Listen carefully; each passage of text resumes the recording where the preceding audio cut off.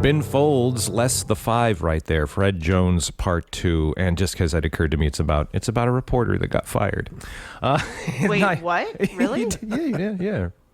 Yeah, the guy's worked. That song before. He's worked at the paper for 30 years, and then he gets fired, and he has to clean up his desk and go home, and he projects the stuff up on the wall and paints it. Wow. News to you, huh? Yeah. You're welcome. If it's news to us. Yeah, that's it. There's our catchphrase. That's what we've been looking for. If it's news to us. When news breaks, we fix it. All those guys love that. 10 minutes past 11. Paul Kritz with you, joined by Mike Thornton for the last 40 minutes or so. And we've been talking about journalism and local news and all such. And then look at this. A local journalist comes walking through the door. Jessica Cejnar. How you doing, Jessica? I'm good. Jessica of the Wild Rivers Outpost. Yes. So let me do this. Let me get your mic down. There. Pointed at you. Right on. Oh, yeah, that's much better. Sweet. So how are things going? How are things at the Outpost? Great. I am having a total blast. Yeah? Yeah. It's been nonstop since I left the triplicate almost. Yeah, that's what. Yeah, getting fired. You're super busy now, right? Well, yeah, I wasn't fired, but you weren't. You were. Oh no, I was laid off. What's that? What's the difference? Fired is I did something wrong. Laid off is they decided they no longer like redundancies needed me. or something. Okay, gotcha. Yeah. All right. Which.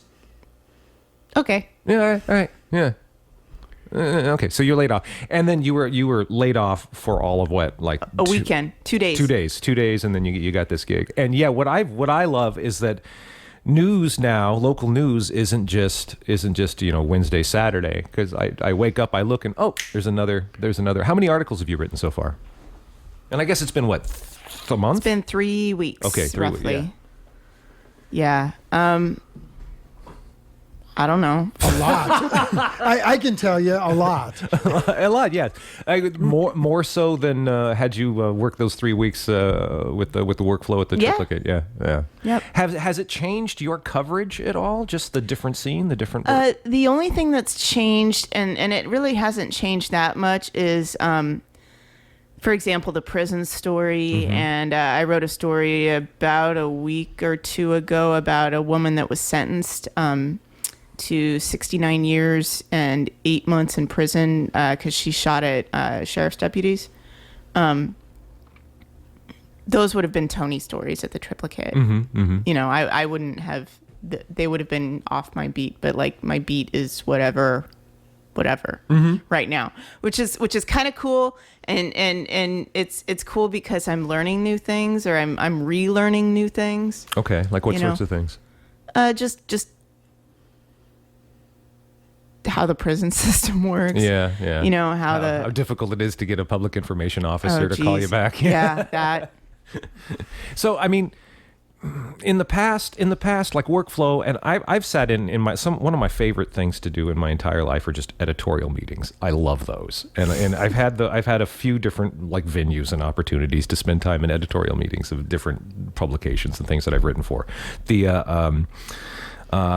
one that happened in a bar for a satire magazine, those were my favorites. But how does that change for you? Are your stories now basically, are you the editorial board? Are you, does anybody come to you and go, hey, cover this? Or is it all up to you? Sometimes. Mm-hmm. Hank and Ryan Burns and Andrew Goff and I and my other colleague John Ferreira, we kind of do a Facebook online editorial meeting, sort of. So we'll have group chats and stuff on Facebook. Yeah. And that's generally our editorial meetings. Mm-hmm. But I really have a lot of freedom to cover what I want. If someone gets a hot tip, they'll pass it on to me, and I can run with it. But yeah, it's a lot more. I mean, it's just as much freedom I think I had to a certain extent at the triplicate, because we were coming up with our own stories and everything else. But it's I'm not having to do other other community related things that I was doing at the Triplicate. I'm not doing that here at the Outpost. Yeah, just So, reporting, writing. yeah, Mike's yeah. looking antsy. Well, I'm just thinking because, we were having this discussion about philosophy and all of that. And I guess I'm just curious, Jessica, as best as you can speak to it. I mean, I know when I was a news director, there was an organizational perspective on what's news, how we cover it, those definitely, kinds of things. Yeah. And I'd be interested to, if you would be willing to talk about comparing and contrasting between the Triplicate Sure. and the Outpost and all of that. I think when I was at I think there's not a lot different between the old Triplicate, the Triplicate that I was part of. I can't speak to what it is now. And the Lost Coast Outpost. I think both of the editors have similar media ethics. I think because at the Triplicate, when I was there I went through different kind of job titles. For a while, I was the features editor, and a lot of that had to do with me writing for the B section, which was a lot of like spelling bee stories, profiles, just really kind of, a lot of like, I guess people would call it human interest stories. It wasn't so much hard news. And when Robin came on, and our staff got smaller, I transitioned back into doing more hard news than I'd been doing, but I still would do feature stories, and I'm still going to do feature stories. Maybe not quite the same way that I did it at the Triplicate for the Wild Rivers Outpost. I don't have to worry about a community calendar, which is awesome. And yeah, I'm sorry. I know it was a vital part of the community. I know it was needed. A lot of people relied on it. It was not my favorite part. I've never heard a reporter say anything nice about having to do the community calendar in any place. Yeah. So you're doing a community calendar for the Nope. Yeah, nope. Unless Hank tells me to. My new boss. No, but yeah, I don't think there was the big difference is that I can get things out right away. Yeah. Right. Versus and at the Triplicate, if there was breaking news, we could get things out right away. But generally, because we only published 3 days a week, and then in March 2 days a week. It wasn't as fast paced, it seemed like, as it is at the Outpost. The online distribution like that, I mean, I've always had the sense that people involved in traditional media, print media, kind of, I don't know, this is probably something I'm just holding on to from like 2 decades ago, but look down their nose at online stuff as opposed to being an actual print newspaper. I think since then the scene has become that the print newspapers have a lot of weight to carry around, and the online.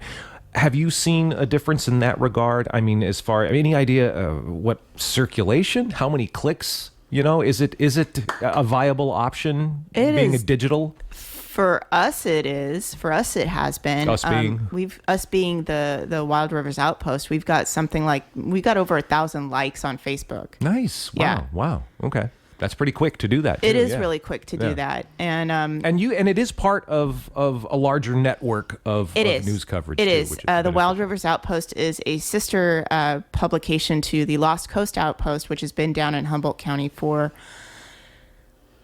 I think like 10, 12 years or so. Mm-hmm. And that's also tied with it's Pat Cleary and the folks in the Ferndale. Lost Coast Communications. That's what. Yeah. And they're like 4 FM stations or something. Yeah. It's way cool. It is way cool. And we took a tour of the studios down there. We went down and talked to Pat and hung out for a couple. This was months ago now, but it was wow because it was kind of across. It's real radio, but at the same time, it was kind of Fughouse like in there. That kind of big barn with all the little nooks and crannies and studios totally hidden laid away. back. And, dogs. Everybody's got a dog with them. Nice. It was cool. Yeah. I got a cat, so there we go. So I know it's a little early in the process of your tenure with them, but I'm just wondering because there are, I think, any number of possibilities for doing kind of bigger regional pieces as well. Any discussion or thought or insights into that? I guess I'm still working on my USC project, so I guess that could be considered a big regional piece. Yeah, right. How's that going? I'm sorry. I don't want to jump into your question. Go ahead. Sorry. I'm doing a lot of right now. I'm still kind of just doing a lot of beat reporting, which is my job. But I was also I'm also going to be given the freedom to do those big regional pieces.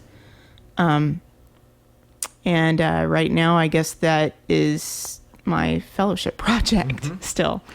Well, and that's certainly one aspect. I mean, I think there are any number. I mean, when you start getting into housing and economy and all of those kinds of homelessness. things as well. Homelessness, Yep. Yeah. The Humboldt crabs. The Go crabs. Go crabs. I want to. Yeah, I have plans to go see them. You guys are being, see, this is how punchy I am. You guys are being all like serious, and I'm just thinking about baseball. All right, so. Hey, yeah, sorry. baseball. Let's go. Tell us about the work for the food stuff you're writing about in Klamath and the fellowship. Now, you did have plans for those features to be reproduced and published by the Triplicate. Is that also now with the Outpost? It's going to be with the Outpost now. That my project has transitioned from the Triplicate to the Outpost. Which is great. Right now, my community engagement editor, Danielle Fox, and I are in the process of planning a food access panel discussion for the community down in Klamath. And yeah, I'm just, I've met and spoken with a lot of different people.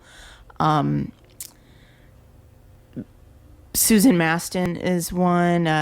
She's part of a group of women called the Wisdom Keepers of Klamath, and their goal is to just find out what their community's needs are, just kind of like me, but they want to take it to the tribal council and say, this is what the community wants. How can you help, basically? Right. I've talked to several residents.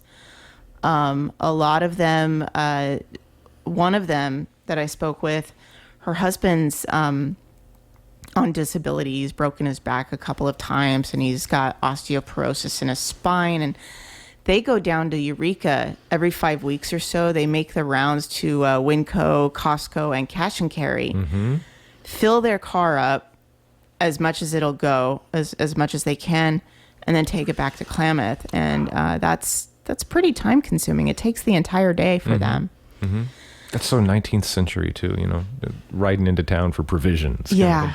So now let's step back. I want to go a little bit higher level and just because you were on talking about the fellowship when you first started doing the work. Let's just catch everybody up. So you receive a fellowship from USC Annenberg Center for Health Journalism. Yes.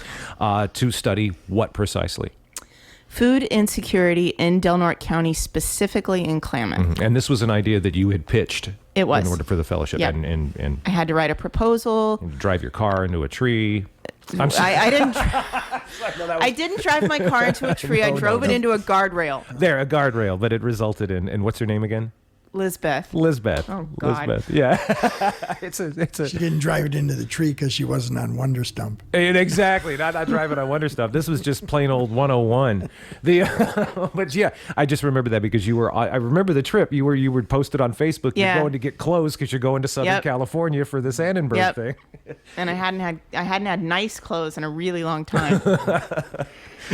So to study this, to come back and you've been you talked about it and your original that's still up on the KFUG website. Oh, right on. So that's still there for people to listen, and I'll post that around too again as we start sharing all of these things.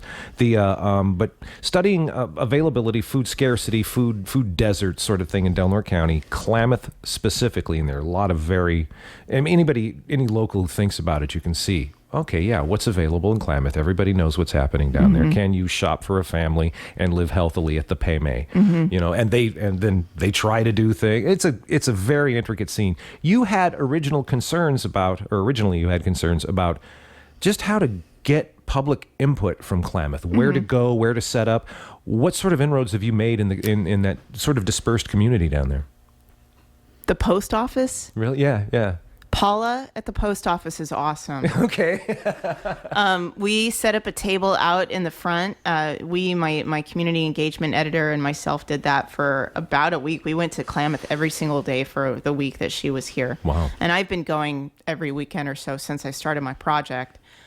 Every week usually. And the community has been really welcoming. They know it's a problem. I mean, I don't have to tell them it's a problem. They live it, and they've got a lot of ideas. A farmer's market being one, grocery store being another. But what I've found is that a lot of the residents there, they're extremely close knit. They're the kind of people that will watch out for other people's kids. Yeah. Which is way cool. And they garden, they hunt, they fish, they gather for berries and for acorns and stuff, because this is a tribal community. So they, in a lot of ways, and they share their food with whoever needs it. Wow. In a lot of ways, they're coming up with ways to solve this issue themselves. But I don't think that for sustainability I don't think that I think it needs a policy level change. But that policy needs to be informed by the day-to-day lives and perspectives of the people who are addressing that. And that applies to so many policy decisions, not just food. Absolutely. Do you find other? We've got the whole, what is it? There's no law above the Klamath. We've got this whole tradition of no law north of the traffic. Klamath. Sorry, north of the traffic. I thought they updated it. Sorry, I'm just seeing like major traffic. Well, major for Del Norte. Yeah, it's horrible on the road. Yeah, so. Summer sucks. The what other? I mean, so you're studying food scarcity, availability among an incredibly resourceful community down there. They're extremely resilient. Yeah, exactly. I mean, oldest community in the county? I don't know. Yeah, That's I'm a not good sure. question. I don't know that either. What the history is that way. But are there other things that you found? Other ways that they feel sort of separate from the rest of Del Norte County or from the rest of the world? Well, there's geographically separate, obviously. I mean, they're 20 miles away from Crescent City. You have to go over Last Chance Grade to get there, and it slides every winter or so. I mean, there are slides. Yeah. It's not falling into the ocean. Well, I'm not going to say. I guess, are they concerned with that sort of separateness, that historical separateness between Klamath and the rest of the? Okay. Yes, okay. They are. I've heard the phrase redheaded stepchild. I've heard the phrase neglected. Yeah.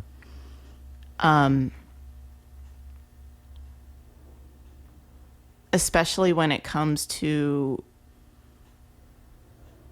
the elementary school, Margaret Keating. How so?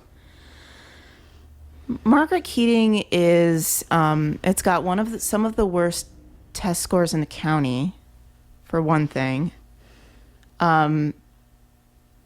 The level of participation in the school lunch program at Margaret Keating is the highest in the county than all the other schools. And county, it's 60%, something like that, countywide, I think. Countywide is 70% are on free and reduced meals. Right. Okay. Yeah. Okay. So it's higher than that. It's higher than that. Yeah.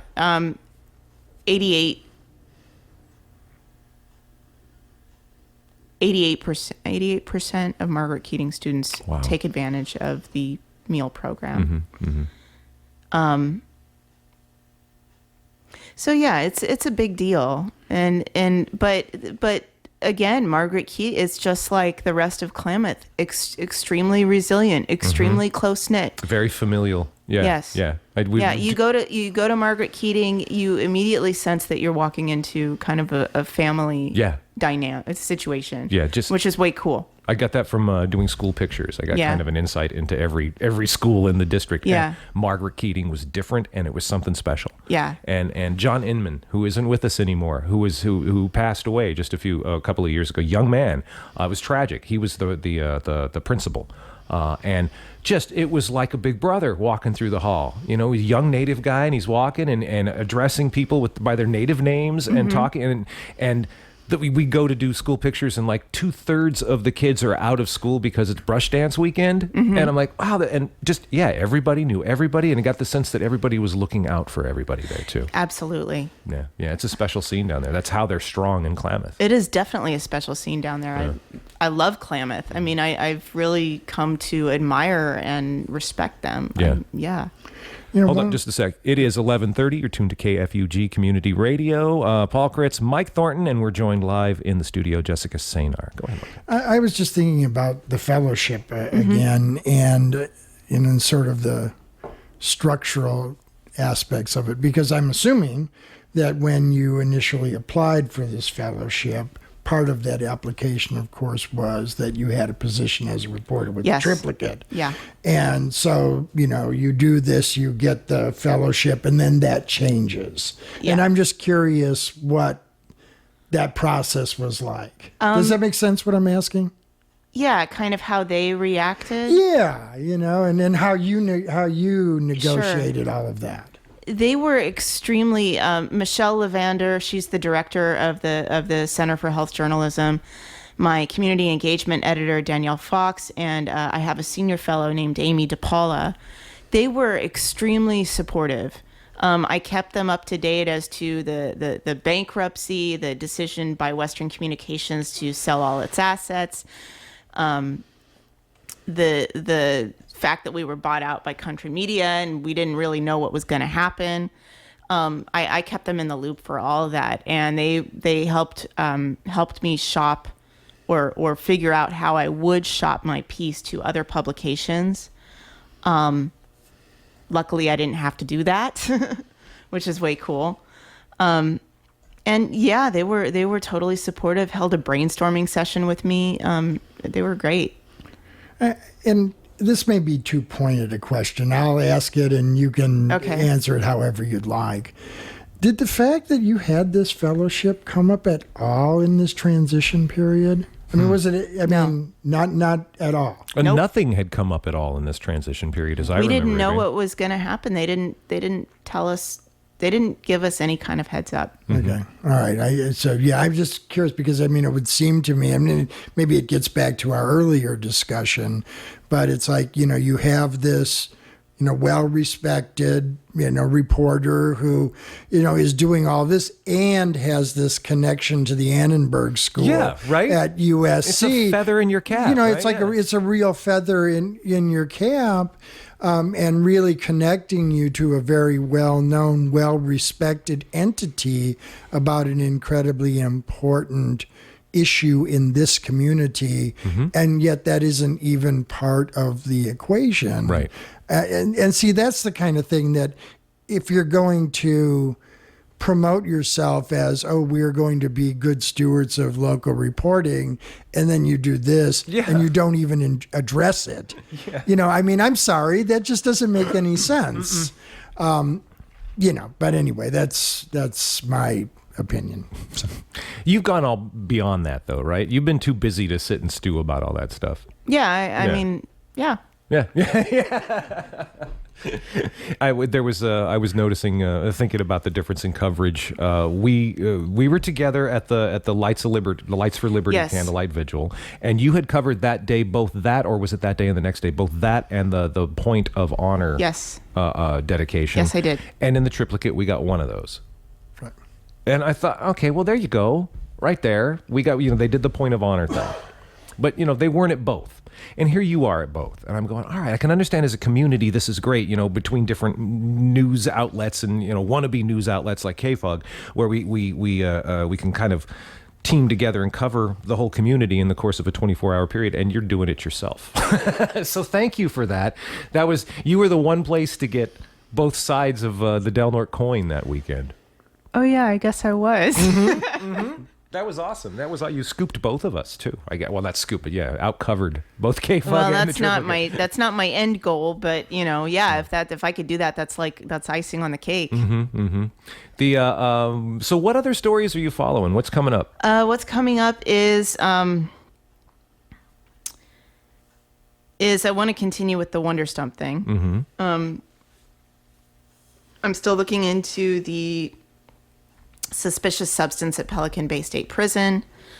I am going to be writing a story about the Mungers. Oh, cool. Yeah, they are. They just installed or were part of the sign out at the airport. I don't know if you guys saw it, but it's really cool. And they may be it's a con. They refer to them as monument signs, is what they. That's cool. Right, but it's a ceramic mosaic mural. Yeah, that's what Harley does, and they're all over town, and it gives the town a certain kind of look, and it's really cool. In fact, I think what are they, hexagonal or whatever, the ones that are down 3rd Street. Yeah, right. We have one of those. We have like a first draft. I just haven't put it anywhere, and it's the one with Dale Morgan playing guitar on it. Right on. We've got like a first draft or a different version or an alternative take of that. It's in the garage. I want to put. Well, Harley Munger was saying that they may be installing one at the harbor, another one at the harbor. Cool. They've got several. Yeah. He actually says that Del Norte County has the most ceramic mosaic murals ever. Any place, right? Any place, yeah. That's and it's because of him and the programs that he's done at the school. I don't know if he's done anything at the prison in the past, but I know he's done a lot of things. The one out at the airport, I believe, was put together by students. Students are actually designing murals to go on the cultural center now. Nice. Yeah, it's way cool. Nice. Oh wow. Good. Something needs to happen with the cultural center. That's the ugliest building in town. Really? I love it because it's the ugliest building in town. Oh, yeah. It's you horrible. think it's ugly? I think it's horrible. Yeah, Okay. I think it's ugly, and I've worked in it as a photographer, and it's dark and ugly inside. It's hard to take pictures inside, yeah. I don't think it's ugly, but it's hard to take pictures inside, really? definitely. It's got that kind of 70s slopey kind of thing, but it's wood, too, so it looks like... See, I kind of like the slopey wood thing. You like this? See, to me, they seem... Because it's slopey like a 70s kind of space age thing, but it's made of wood, so it looks like something a kid built. You know what it reminds me of? It reminds me of... Have you seen North by Northwest? No, I have never seen All that right. Hitchcock movie. I'm sorry. It reminds me of this, like the 50s, late 50s, early 60s space age, agey type thing. Yeah, but it's made out of wood. It's made out of wood. I think what you love about it is what ruins it for me. and ladies and gentlemen, you're tuned to Architecture Today in Del Norte on KFUG. Oh man.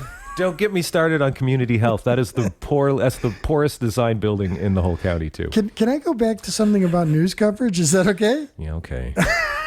So I'm just curious, Jessica, because so on the one hand, you're covering this story about this, lights, the candlelight vigil thing, candlelight right? vigil about migrants, and then the same day the next morning. Yeah. But I mean, so I'm trying to say this the way I really mean it.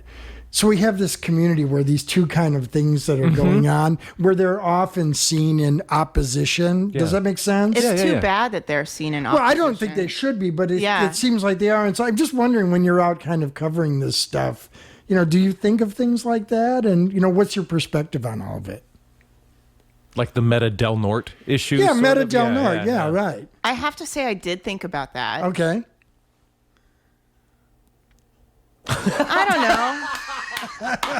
Tune in for the video later. Other than noting it, I mean, I don't think I have a perspective one way or the other on it.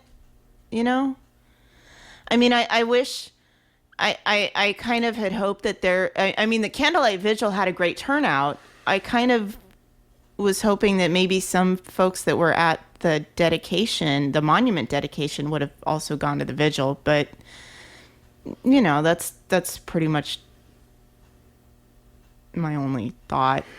I guess part of the reason why I bring it up is, that as a person who is, day to day out reporting on all kinds of different things in the community, you and other people who would do that would have a more and perhaps a different perspective on the community as a whole and how individual things are taking place and interacting and not interacting and those kinds of things. I think she offered that. I think that's exactly what she said by the fact that there were people. She wished that people would. I'm taking the words out of your mouth. Sorry, but wish that people who had been at one had gone to the other, or vice versa, right, even. Right. Yeah, so that seems to be the insight that you're asking for right there. It's just that we've got these two sides in Del Norte County, and when I did the video, posted it on Karen Harner's page, right, the Del Norte whatever current news and events, and it got 200 comments. It just went nuts. Really? Wow. But there were people saying, and the reason there were so many comments was that there were people saying, "Oh, had I known about this, I would have shown up to protest against it." And it became very contentious in this. And it did seem like neither side knew what the other side was doing, and they sort of started slugging at each other in the comments. Why would you have to protest against it? Don't ask me that question because I just exacerbate the problem with my answer. Okay. But it's just, it was very like a very stark divide in Del Norte County. And I'm sure that's like that. I think it's emblematic of what's happening in the nation at large, but it's always kind of been like that. Part of me also wonders if these two divides got together and actually talked to each other. I mean, maybe they would find that they had more in common than they have in opposition. I think, and it's easier to see that in a small place like Del Norte County, too. Yeah, it's more visual, definitely. Yeah. And, I mean, that's, I think, one of the potential real benefits of good quality, insightful news reporting, because like ideally maybe something that's happening that is outside the general world of one person or one group of people. It's like, oh wow, well, what's this about? Exactly. Oh, okay, well maybe that's not as weird and anti-American as I thought it was, or vice versa. The place where you can find both sides of that Del Norte coin, the only place, not our YouTube channel, not the triplicate, is the Outpost, right? Because you've got both of those articles up there, and so if somebody's attracted to one, they might be exposed to the other. Exactly. And so that's where the mixing occurs. Sorry, no pressure. I never thought about that, but thanks. You've got to heal all our wounds. I was gonna say, God. Jessica is the salvation of Del Norte County. Don't say that. Don't say that. Jessica d'Arc. I don't know that turned out so well. It's a friend of mine. His mother-in-law at their wedding, at his wedding, gave a toast about how these two people were so in love, and just like Romeo and Juliet, and may their love turn out as beautiful as Romeo and Juliet's. And like everybody's looking at each other. I didn't think she watched to the end. I don't know how. Yeah. But yeah, I mean, that's where you cover Del Norte. That's the importance of it right there. Mm-hmm. Because it never would have occurred to me on my end to go to the point of, I can't even say this out loud. I feel bad. There's something really underwhelming about the point of honor, and I'll tell you, it's the obelisks are like 5 feet tall. It looks ridiculous to me. I'm sorry.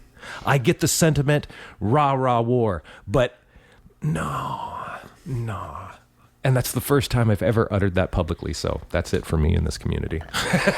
I went because it's a Why big do you deal. hate America? It's something that took over a decade to happen, and was community based, and was spearheaded by the community. And so, yeah, I mean, I would have gone. Yeah. Well, good. See, and that's why you're a journalist, and no, I'm a hack. Never mind. Yeah. No, it's just that's the importance right there. Just as Mike was saying, that you sort of encapsulate by covering Del Norte well. You sort of encapsulate us as a whole. When I was in another community, the editor of that paper labeled me a political shock jock. Ooh. That's you. You're a political shock jock. Dang. That sounds better than hack. Thanks. That actually sounds man, I'm doing cool. the best I can here, right? Yeah, with what I got, with what I can work with. You could put here. that on a T-shirt and wear, Political Shack Jack. That's right. Live on KFUG. Inciting the masses. It's 5 and 35. Let's talk trash about America. We've got America on the line. All right.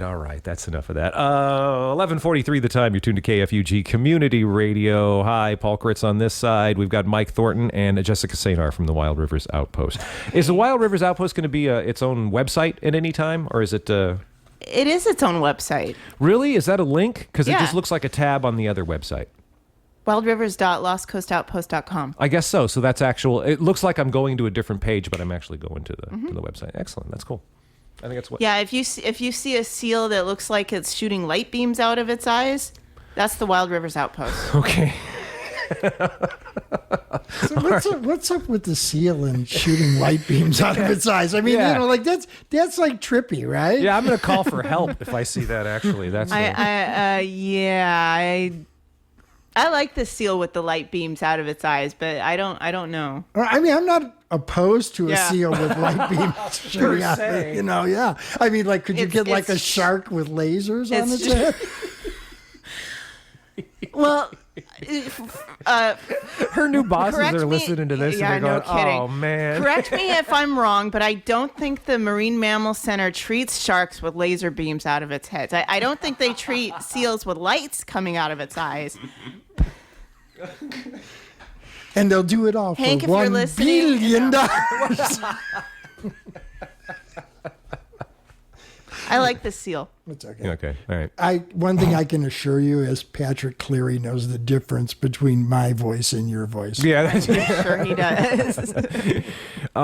so plans to expand. I know you've just gotten into this and going this, but the whole Lost Coast / Wild Rivers thing and the regional / local reporting, that whole bit, it's been expanding for a while. But is the plans to sort of carry that on and expand locally or expand into adjacent or other communities? I know that's maybe not a question for you, but I think here it is. so. I think that Hank or Patrick would be Sure. the best people to ask Yeah. that question. Okay. Yeah. All right. Well, Answer that question. Excuse me. but to whom to ask that? Right. Exactly. 11:46 the time. Anything we want to get into? Because I've got to clear the decks here shortly for health matters. We've got a long one today. I need to get in. I don't know. I guess just for me, it sort of goes back to kind of what we began talking about is that, we talked about the importance of news coverage and